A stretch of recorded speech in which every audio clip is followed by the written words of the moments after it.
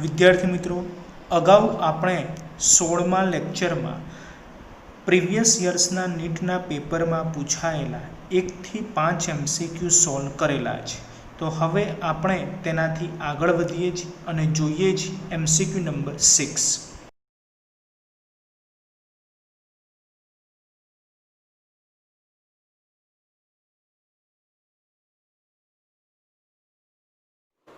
મિત્રો, છઠ્ઠા MCQની રકમમાં તમને બે અસમાન ગોળાઓ આપેલું છે, એટલે કે બંને ગોળાઓ અસમાન છે. એવું ક્યારે કહી શકાય કે જ્યારે બંને ગોળાની ત્રિજ્યા જુદી જુદી હોય. તો રકમમાં કીધેલું છે કે આવા બે અસમાન ગોળાઓને જ્યારે કોઈ વાહક તાર વડે જોડવામાં આવે છે ત્યારે અને વાહક તાર વડે જોડ્યા બાદ બંને ગોળાઓને છૂટા પાડવામાં આવે છે, ત્યારબાદ બીજા એટલે કે મોટા ગોળા ઉપરનો વિદ્યુતભાર કેટલો છે એ આપણે ફાઇન્ડ આઉટ કરવાનું છે. રાઈટ? તો રકમમાં તમને મિત્રો બંને ગોળાની ત્રિજ્યા આપેલી છે અને બંને ગોળા ઉપરનો વિદ્યુતભાર આપેલો છે. જો આપણે જોઈએ છીએ કે આકૃતિમાં આ પ્રથમ ગોળો છે, આ બીજો ગોળો છે. બંને ગોળાઓ કેવા છે? તો અસમાન ગોળાઓ છે, એટલે કે બંને ગોળાની ત્રિજ્યા કેવી છે? જુદી જુદી છે. આકૃતિ જુઓ તો ખ્યાલ એવો આવતો હશે કે બંને ગોળા એક સમાન છે, બંને ગોળાની ત્રિજ્યા સમાન છે, પરંતુ રકમ પ્રમાણે આપણે એવું ધ્યાનમાં લેવાનું છે કે બંને ગોળાઓ અસમાન છે, એટલે કે બંનેની ત્રિજ્યા જુદી જુદી છે. જેમ કે પ્રથમ ગોળાની ત્રિજ્યા r1 જેટલી છે, જે રકમ પ્રમાણે 1 સેન્ટીમીટર એટલે કે 0.01 મીટર છે. રાઈટ? બીજા ગોળાની ત્રિજ્યા r2 છે, જે રકમ પ્રમાણે 3 સેન્ટીમીટર એટલે 0.03 મીટર જેટલી છે. બંને ગોળા ઉપરનો વિદ્યુતભાર પણ આપેલો છે. જેમ કે પ્રથમ ગોળાનો વિદ્યુતભાર ધારો કે Q1 છે, જે રકમ પ્રમાણે આપણે લખી શકીએ -1 × 10⁻²⁴ કુલમ, અને બીજા ગોળા ઉપરનો વિદ્યુતભાર Q2 છે, જે રકમ પ્રમાણે આપણે લખીએ છીએ 5 × 10⁻² કુલમ. તો હવે રકમમાં કીધેલું છે કે આ બંને ગોળાઓનો કોઈ વાહક તાર સાથે સંપર્ક કરાવવાનો છે અને વાહક તાર સાથે સંપર્ક કરાવ્યા બાદ છૂટા પાડીએ છીએ. તો બીજા ગોળા પર એટલે કે મોટા ગોળા ઉપરનો વિદ્યુતભાર આપણે શોધવાનો છે. તો એના માટે આપણે બંને ગોળા ઉપર અલગ અલગ જે વિદ્યુતભાર આપેલો છે એનું કુલ વિદ્યુતભાર ફાઇન્ડ આઉટ કરી લઈએ. જો અહીં કુલ વિદ્યુતભાર Q શોધી કાઢીએ છીએ કે પ્રથમ ગોળાનો વિદ્યુતભાર Q1 બીજા ગોળાનો વિદ્યુતભાર Q2. તો આ બંનેનો સરવાળો કરીએ તો ખ્યાલ આવશે કે 5 માંથી 1 જશે તો 4 બાકી રહેશે, એટલે કુલ વિદ્યુતભાર Q બરાબર 4 × 10⁻² કુલમ મળશે. રાઈટ? હવે આપણે એવું ધારી લઈએ છીએ કે આ બંને ગોળાનો વાહક તાર વડે સંપર્ક કરાવીએ અને સંપર્ક બાદ છૂટા પાડીએ છીએ ત્યારે બંને ગોળા પરનો વિદ્યુતભાર બદલાઈ જશે. જેમ કે પ્રથમ ગોળાનો વિદ્યુતભાર Q1 હતો, એની જગ્યાએ આપણે ધારી લઈએ છીએ Q1 ડેશ બની જાય છે, અને બીજા ગોળાનો વિદ્યુતભાર Q2 હતો, જે બદલાઈને Q2 ડેશ બની જાય છે. તો આપણે રકમ પ્રમાણે Q2 ડેશ શોધવાના છે. રાઈટ?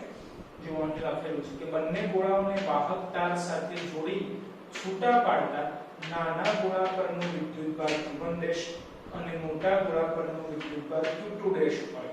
તો આપણે આ Q2 ડેશ શોધવાના છે, જેના માટે આપણે અગાઉ થિયરીમાં ચેપ્ટરના સ્ટાર્ટિંગ પોઈન્ટમાં જ charging by induction, charging by conduction વગેરે ટોપિક ભણી ગયા. એમાં આપણે જોઈ ગયેલા કે જ્યારે પણ બે અસમાન ગોળાઓનો સંપર્ક કરાવવામાં આવે અને સંપર્ક બાદ તેમને છૂટા પાડવામાં આવે છે ત્યારે બંને ગોળા પરનો વિદ્યુતભાર જે જમા થાય છે એ વિદ્યુતભાર શોધવા માટેનું સૂત્ર જે આપણે અગાઉ થિયરીમાં ભણી ગયેલા છે, એ સૂત્ર આપણે એપ્લાય કરીએ છીએ.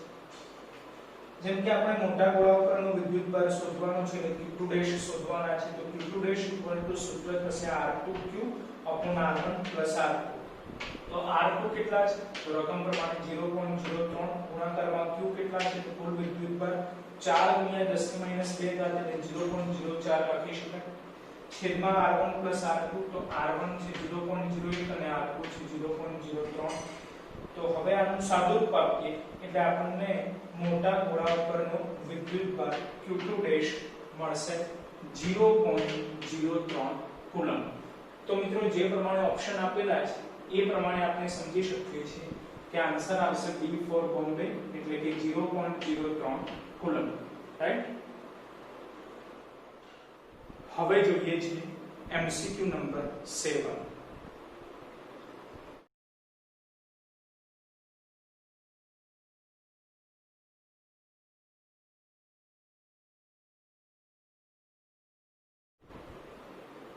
મિત્રો 7મા MCQ ની રકમમાં તમને બે પદાર્થો આપેલા છે, પદાર્થ A અને પદાર્થ B। પદાર્થ A ઉપરનું વિદ્યુતભાર છે +q અને પદાર્થ B ઉપરનું વિદ્યુતભાર છે -q। બંને પદાર્થો વચ્ચેનું ચોક્કસ અંતર છે, ધારો કે અંતર આપણે r જેટલું લઈ લઈએ છીએ, તો રકમ પ્રમાણે આ કન્ડિશનમાં બંને પદાર્થો વચ્ચે લાગતું વિદ્યુત બળ F જેટલું આપેલું છે। પછી આગળ રકમમાં કીધેલું છે કે હવે પદાર્થ A ઉપરનો 25% વિદ્યુતભાર B ઉપર ટ્રાન્સફર થાય છે, તો હવે તેમની વચ્ચેનું અંતર અગાઉ જેટલું જ હોય તો એ કન્ડિશનમાં તેમની વચ્ચે લાગતું નવું વિદ્યુત બળ શોધો, રાઈટ। તો આપણે પ્રારંભિક કન્ડિશન ધ્યાનમાં લઈએ છીએ કે જ્યારે પદાર્થ ઉપર +q અને પદાર્થ B ઉપર -q વિદ્યુતભાર છે અને બંને પદાર્થો વચ્ચેનું અંતર r જેટલું છે, ત્યારે તેમની વચ્ચે લાગતું બળ F હોય તો એ F આપણે ધ્યાનમાં લઈએ છીએ। જો અહીં લખેલું છે કે પદાર્થ A ઉપર +q અને પદાર્થ B ઉપર -q બંને વિદ્યુતભારો વચ્ચેનું અંતર r હોય ત્યારે તેમની વચ્ચે લાગતું વિદ્યુત બળ F બરાબર કુલમના નિયમ પરથી આપણે મૂલ્ય લખેલું છે F બરાબર k q1 q2, પરંતુ q2 માઈનસ છે એટલે આપણે આગળ માઈનસ લઈ લીધા છે। q1 q2 બંનેનું મૂલ્ય સરખું છે એટલે ડાયરેક્ટ q2 થઈ જશે અને છેદમાં અંતરનો વર્ગ એટલે કે r2, જેને આપણે સમીકરણ 1 કહી દઈએ। હવે રકમમાં કીધેલું છે પ્રમાણે કે પદાર્થ A ઉપરથી 25% વિદ્યુતભાર B ઉપર જમા થાય છે, તો પદાર્થ A માંથી 25% વિદ્યુતભાર ઓછો થશે જ્યારે પદાર્થ B ઉપર 25% વિદ્યુતભાર વધારે પડતો જમા થશે, રાઈટ। એટલે પદાર્થ A ઉપર 25% વિદ્યુતભાર બાદ થશે જ્યારે પદાર્થ B ઉપર 25% વિદ્યુતભાર ઉમેરાશે, રાઈટ। તો A નો 25% વિદ્યુતભાર B માં ટ્રાન્સફર કરતા તો A નો વિદ્યુતભાર કેટલો, તો A માંથી 25% વિદ્યુતભાર બાદ થશે તો A નો શરૂઆતમાં કેટલો હતો તો કે q જેટલો, એમાંથી 25% બાદ કરવાના એટલે કે q - 25% q। તો હવે 25% એટલે 100% એ આપણે 1 ગણીએ તો 25% એટલે કે એનો ચોથો ભાગ થયો કહેવાય, ચોથો ભાગ એટલે કે 1/4 થયો કહેવાય। તો 1/4 જેટલો ભાગ આપણે બાદ કરવો પડે એટલે કે q - q/4 કરવા પડે, q - q/4 25% એટલે કે ચોથો ભાગ આપણે બાદ કરવો પડશે, રાઈટ। તો આનું સાદું રૂપ આપીએ 4 લસાઅ લઈએ એટલે 3q/4 મળશે। તો A નો વિદ્યુતભાર કેટલો થઈ ગયો 3q/4। હવે જોઈએ B નો વિદ્યુતભાર, તો એમાંથી 25% વિદ્યુતભાર B ઉપર ટ્રાન્સફર થાય છે એટલે B માં 25% વિદ્યુતભારનો વધારો થયો કહેવાય। તો B નો વિદ્યુતભાર શરૂઆતમાં કેટલો હતો q જેટલો, એમાં 25% જેટલો વિદ્યુતભાર એડ થાય છે એટલે જો અહીં લખેલું છે કે B નો વિદ્યુતભાર q તો હતો જ, પરંતુ એમાં +25% q જેટલો ઉમેરાયો છે। 25% એટલે ફરીથી આપણે કીધું એ પ્રમાણે છે કે ચોથો ભાગ ધ્યાનમાં લેવાનો, પણ આમાં ઉમેરાયો છે એટલે નિશાની ધ્યાનમાં રાખવાની કે B નો વિદ્યુતભાર કેટલો હતો તો કે -q હતો, રાઈટ। એ ખાસ ધ્યાનમાં રાખવાનું છે કે B નો વિદ્યુતભાર -q હતો, એમાં ચોથા ભાગ જેટલો વિદ્યુતભાર ઉમેરાય છે એટલે કે +q/4। તો 4 લસાઅ લઈએ એટલે સાદુરૂપ આપીએ તો B નો વિદ્યુતભાર મળશે -3q/4। તો હવે A અને B નો નવો વિદ્યુતભાર મળી ગયો, A નો વિદ્યુતભાર 3q/4 અને B નો વિદ્યુતભાર -3q/4। તો રકમ પ્રમાણે બંને વિદ્યુતભારો વચ્ચેનું અંતર અગાઉ જેટલું જ એટલે કે r જ છે, તો હવે તેમની વચ્ચે લાગતું વિદ્યુત બળ આપણે શોધવાનું છે। તો એ વિદ્યુત બળને આપણે F' કરી દઈએ છીએ। જો અહીં લખેલું છે કે આ બંને વિદ્યુતભારો વચ્ચેનું અંતર r હોય ત્યારે તેમની વચ્ચે લાગતું વિદ્યુત બળ F' બરાબર કુલમના નિયમ પરથી આપણે લખીએ છીએ કે ગોળા A ઉપરનો વિદ્યુતભાર 3q/4, B ઉપરનો વિદ્યુતભાર -3q/4 અંતર r²। તો આનું સાદુરૂપ આપીએ 3 * 3 9 થઈ જશે અને છેદમાં 4 * 4 16 થઈ જશે એટલે -9 q² / 16r². પરંતુ એમાંથી 9/16 અલગ પાડી દઈએ અને -q²/r તો -q²/r² ની જગ્યાએ શું લખાશે f લખાશે. પરંતુ મિત્રો કેપિટલ Q અને સ્મોલ q એ બંને સરખા જ છે કારણ કે વિદ્યુતભાર એ આપણે નક્કી કરેલો છે એટલે આપણે અહીં લખેલું છે કે કેપિટલ Q = સ્મોલ q. એના આધારે ખ્યાલ આવે કે -q²/r² સમીકરણ 1 ઉપરથી આપણે f લખી શકીએ છીએ. તો નવું વિદ્યુતબળ F' આપણને મળશે 9f/16. તો મિત્રો જે પ્રમાણે ઓપ્શન આપેલા છે એ પ્રમાણે આપણે કહી શકીએ કે આન્સર આવશે D4 બોમ્બે 9f/16. રાઈટ. હવે જોઈએ છે MCQ નંબર 8.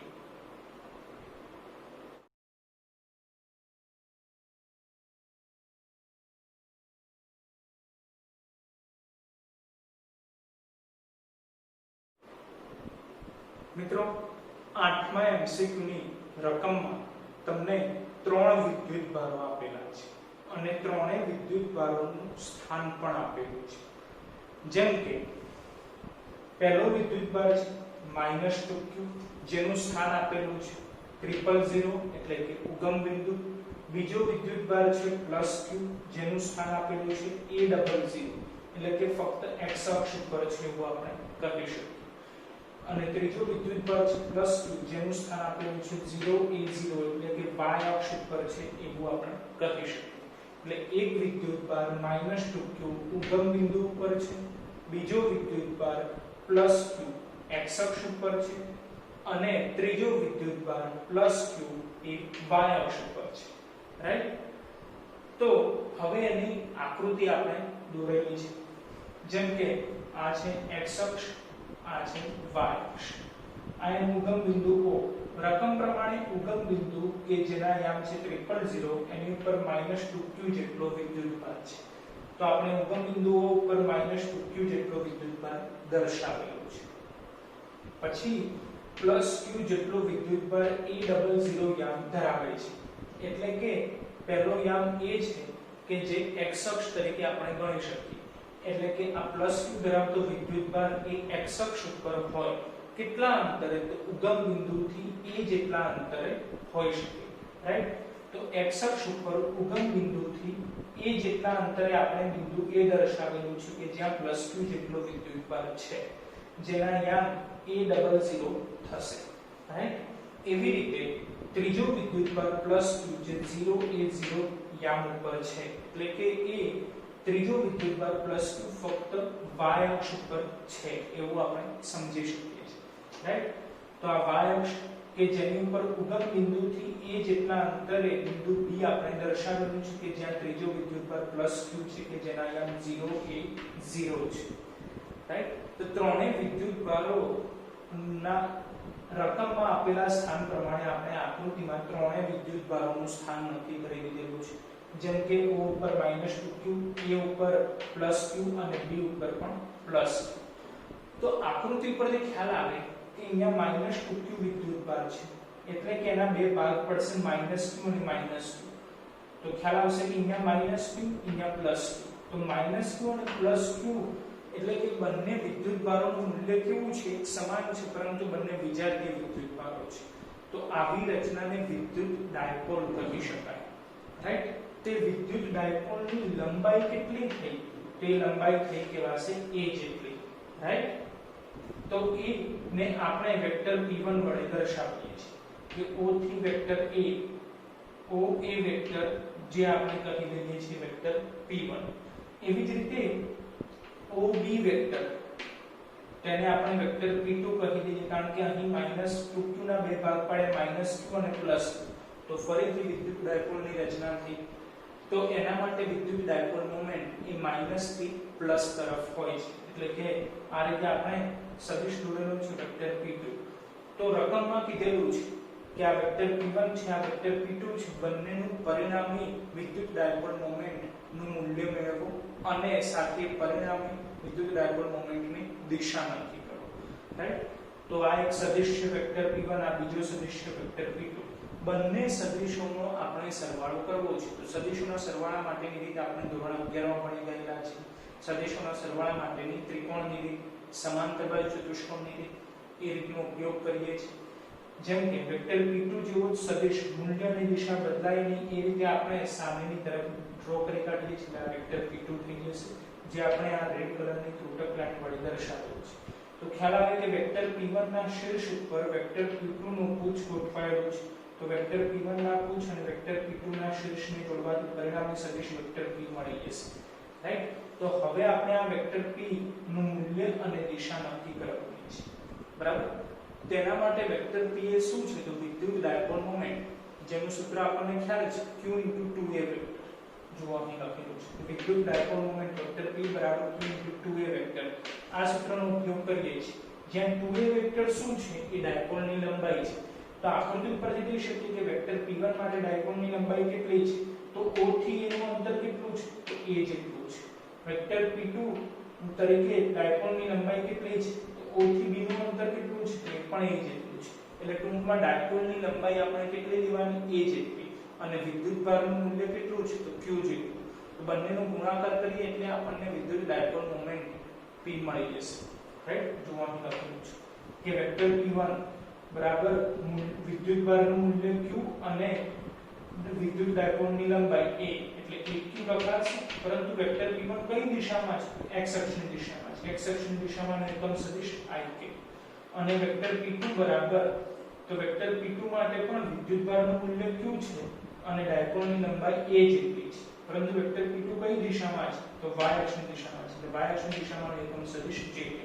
એટલે વેક્ટર p1 અને વેક્ટર p2 નું મૂલ્ય આપણને મળી ગયું. હવે એ બંનેનો સદિશ સરવાળો કરીએ એટલે આપણને વેક્ટર p મળી જશે. રાઈટ? તો જો અહીં લખેલું છે કે પરિણામી વિદ્યુત ડાયપોલ મોમેન્ટ વેક્ટર p બરાબર વેક્ટર p1 વેક્ટર p2. તો વેક્ટર p1 એટલે aqik વેક્ટર p2 એટલે aqj. પણ આ તો સદિશ સરવાળો થયો, આપણે એનું મૂલ્ય લખવાનું છે. તો મૂલ્ય બરાબર વર્ગમૂળમાં તેના યામોનો વર્ગોનો સરવાળો, એટલે x યામનો વર્ગ પ્લસ y યામનો વર્ગ. તો સદિશ p નું મૂલ્ય એટલે p કહેવાશે. તો p = વર્ગમૂળમાં x યામનો વર્ગ એટલે a2q2 પ્લસ y યામનો વર્ગ એટલે a2q2. તો a2q2 પ્લસ a2q2 એટલે કે 2 ટાઈમ્સ a2q2 થઈ જશે. એટલે વર્ગમૂળમાં 2a2q2. તો વર્ગ વર્ગમૂળ કેન્સલ થઈ જાય એટલે p બરાબર આન્સર આવશે √2 * aq. એટલે મૂલ્ય મળી ગયું √2 * aq. પરંતુ દિશા કઈ થશે? તો દિશા આકૃતિ જુઓ, ખ્યાલ આવશે કે વેક્ટર p કઈ દિશામાં છે? તો વેક્ટર OC ની દિશા છે. તો વેક્ટર OC ની દિશા એટલે કઈ ગણાશે? તો o ના યામ કેટલા ગણાય? તો o તો ઉગમ બિંદુ છે, એના યામ શું થાય? 000 થાય. અને c ના યામ શું થાય? તો c એ x અક્ષ ઉપર કેટલા અંતરે છે? તો a જેટલા અંતરે છે. અને y યામ ઉપર કેટલા અંતરે છે? તો a જેટલા અંતરે. તો c ના યામ x યામ a, y યામ પણ a અને z યામ તો છે જ નહીં એટલે 0. એટલે દિશા થશે વેક્ટર OC ની દિશા. તો o ના યામ 000 અને c ના યામ 000. રાઈટ? તેના આધારે આપણે સમજી શકીએ કે આન્સર આવશે ઓપ્શન પ્રમાણે a, કે જ્યાં મૂલ્ય થશે √2 aq અને દિશા થશે 000 થી 000 તરફ. રાઈટ? હવે જોઈએ છે MCQ નંબર 9.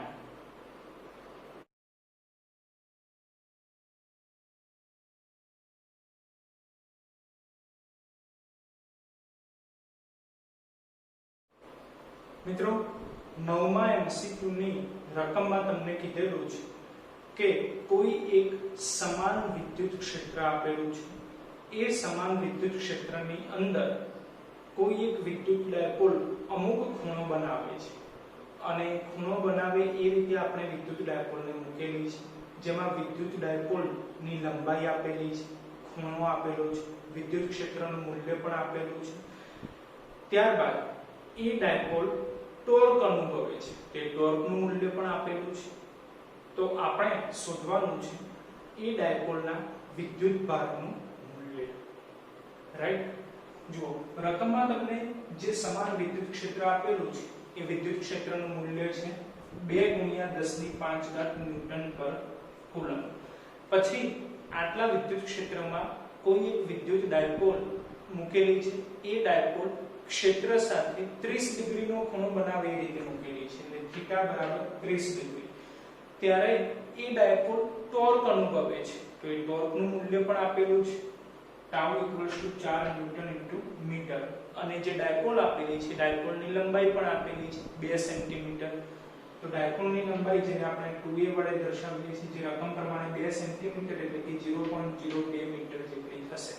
તો ડાયપોલના વિદ્યુત ભારનું મૂલ્ય q આપણે શોધવાનું છે. તો ટોર્ક આપેલ છે, તો ટોર્કનું સૂત્ર એપ્લાય કરીએ. તો મિત્રો ટોર્કની થિયરી આપણે ભણી ગયેલા છે, જેનું સૂત્ર એપ્લાય કરીએ tau equals to pe sin θ.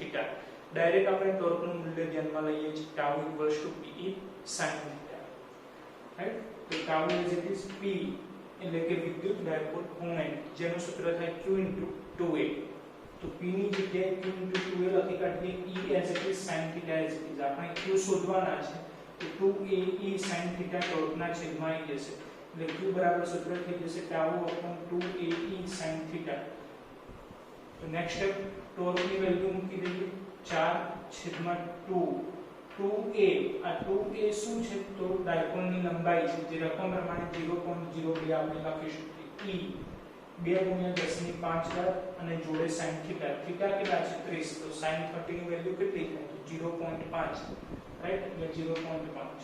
તો મિત્રો આનું સાદું રૂપ આપીએ એટલે આપણને વિદ્યુત ભાર મળશે 200 × 10⁻5 કુલમ. પરંતુ મિત્રો આ રીતનો કોઈ ઓપ્શન આપેલો નથી, તો જે પ્રમાણે ઓપ્શન આપેલો છે એ પ્રમાણે આપણે ટ્રાય કરીએ તો આ 200 માંથી બંને 0 એ અહીંયા ઘાતમાં કન્વર્ટ કરી દઈએ તો 10⁻3 થઈ જશે, એટલે આન્સર થઈ જાય 2 × 10⁻3. 2 × 10⁻3 એટલે કે મિલી થઈ જાય, તો આન્સર આવી જશે 2 મિલી કુલમ. તો આ પ્રમાણેનો ઓપ્શન આપેલો છે, તેના આધારે આપણે નક્કી કરી શકીએ કે આન્સર આવશે D ફોર દિલ્હી, જે થશે 2 મિલી કુલમ, રાઈટ. હવે જોઈએ છીએ MCQ નંબર 10.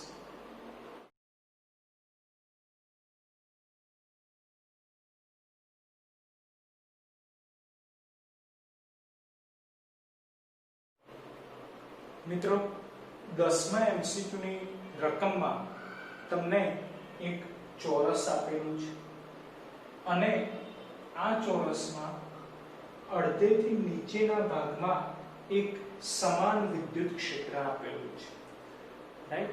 તો ક્વેશ્ચન છે કે આ ચોરસ સાથે સંકળાયેલ વિદ્યુત ફ્લક્સ શોધો.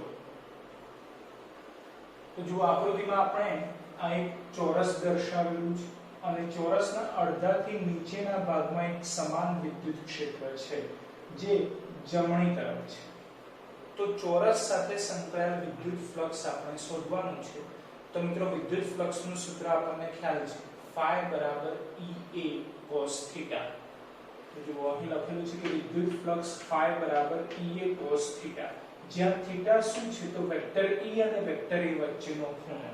વેક્ટર E આકૃતિ ઉપરથી આપણે સમજી શકીએ કે જમણી તરફ છે, અને વેક્ટર A પૃષ્ઠને લંબ બહારની તરફ હોય, જે આપણે અગાઉ ભણી ગયેલા છે વિદ્યુત ફ્લક્સના ટોપિકમાં. તો પૃષ્ઠ આ રીતે છે, તો આને લંબ ક્ષેત્રફળ સદિશ આ રીતે બહારની તરફ ગોઠવાય, એટલે આ રીતે છે વેક્ટર A. વેક્ટર A આ રીતે છે, વેક્ટર E આ રીતે છે. બોલો બંને વચ્ચેનો ખૂણો કયો થશે? તો 90 ડિગ્રી થશે. એટલે આપણે અહીં લખેલું છે કે જ્યાં θ બરાબર 90 ડિગ્રી. જો θ 90 ડિગ્રી લઈએ તો cos 90 કેટલા થાય? તો મિત્રો cos 90 થઈ જાય 0, જેના કારણે ફ્લક્સ phi મળશે આપણને 0. તો જે પ્રમાણે તમને ઓપ્શન આપેલા છે એ પ્રમાણે આપણે કહી શકીએ કે આન્સર આવશે B ફોર બોમ્બે 0, રાઈટ. હવે જોઈએ છીએ MCQ નંબર 11.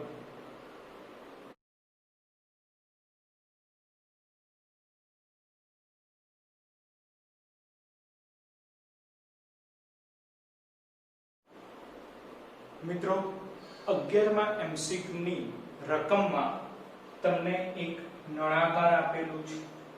આ નળાકારમાં કુલ વિદ્યુતભાર Q જેટલો છે. તો નળાકારના 3 ભાગ કરેલા છે, એટલે નળાકારને 3 ભાગમાં વિભાજિત કરેલ છે. જેમ કે આ છે ભાગ A, આ છે વચ્ચેનો ભાગ B અને આ છે ભાગ C. ટોટલ વિદ્યુતભાર Q જેટલો આપેલો છે.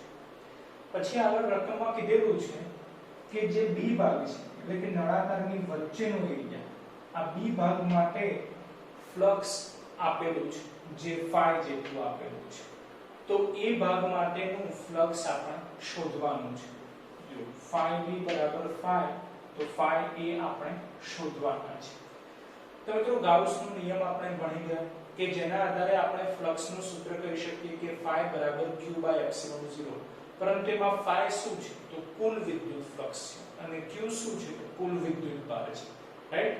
તો એ નિયમ આપણે ઉપયોગમાં લઈએ છીએ કે ગાઉસના નિયમ પરથી phi ટોટલ એટલે કે આખા નળાકાર સાથે સંકળાયેલ કુલ વિદ્યુત ફ્લક્સ, જેને આપણે phi t કરી દઈએ, જેનું સૂત્ર થશે q/ε0, જ્યાં q શું છે? તો આખા નળાકારનો કુલ વિદ્યુતભાર, જે રકમ પ્રમાણે q છે એટલે q/ε0. phi t એટલે શું થાય કે આખા નળાકાર સાથે સંકળાયેલ કુલ વિદ્યુત ફ્લક્સ. પણ નળાકારના કેટલા ભાગ છે? તો કે 3 ભાગ છે. એટલે ત્રણેય ભાગ સાથે સંકળાયેલ ફ્લક્સનો આપણે સરવાળો કરીએ ત્યારે આપણને phi t મળે. રાઈટ? એટલે phi A, phi B, phi C ત્રણેયનો સરવાળો કરવાથી આપણને phi t એટલે કે q/ε0 મળશે. રાઈટ? પરંતુ આકૃતિ જો ખ્યાલ આવે કે A ભાગ જેવો છે એવો જ C ભાગ છે, જેના આધારે આપણે કહી શકીએ કે phi A અને phi C એટલે કે A સાથે સંકળાયેલ ફ્લક્સ અને C સાથે સંકળાયેલ ફ્લક્સ બંનેની વેલ્યુ કેવી થશે? એક સરખી થશે. તો એના આધારે આપણે લખી શકીએ કે પરંતુ phi A = phi C હોવાથી જ્યાં phi C છે ત્યાં શું લખી દઈશું? phi A. રાઈટ? તો q/ε0 as it is equal to phi A as it is. phi B રકમમાં આપેલા છે, phi જેટલા લેવાના અને phi C ની જગ્યાએ લખી દેવાના phi A. તો એમાંથી આપણે phi A શોધવાના છે.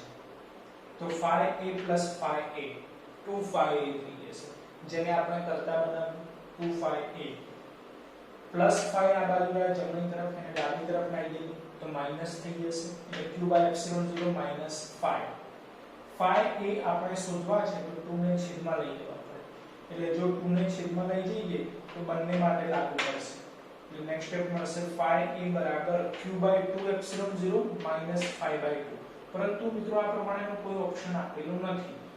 તો ઓપ્શન જે પ્રમાણે છે એ પ્રમાણે આન્સર સેટ કરવા માટે આમાંથી આપણે 1/2 કોમન કાઢવા પડશે. રાઈટ? જેના આધારે phi A બરાબર 1/2 કોમન કાઢીએ, 1/2 કોમન કાઢીએ તો q/ε0 બાકી રહેશે. અહીંયાથી પણ 1/2 કોમન કાઢીએ તો phi બાકી રહેશે એટલે -phi. તો મિત્રો આ પ્રમાણેનો આન્સર આપેલો છે જે છે ઓપ્શન C. તો એના આધારે આપણે નક્કી કરી શકીએ કે આન્સર આવશે C, જે છે 1/2 q/ε0 phi. રાઈટ? હવે જોઈએ છે MCQ નંબર 12.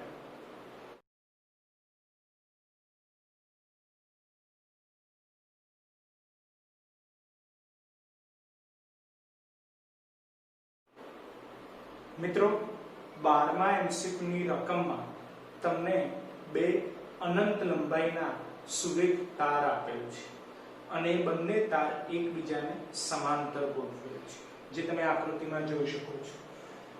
આ એક તાર છે જે અનંત લંબાઈનો સુરેખ તાર છે, એને સમાંતર આ બીજો અનંત લંબાઈનો સુરેખ તાર છે.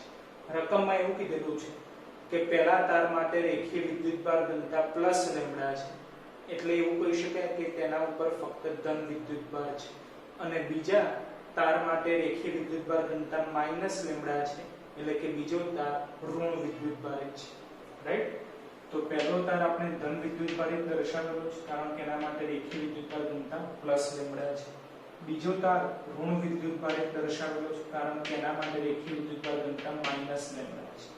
અને રકમમાં કીધેલું છે કે આ બંને તાર વચ્ચેનું અંતર 2r જેટલું છે. તો આપણે બંને તાર વચ્ચેનું અંતર 2r જેટલું દર્શાવેલું છે.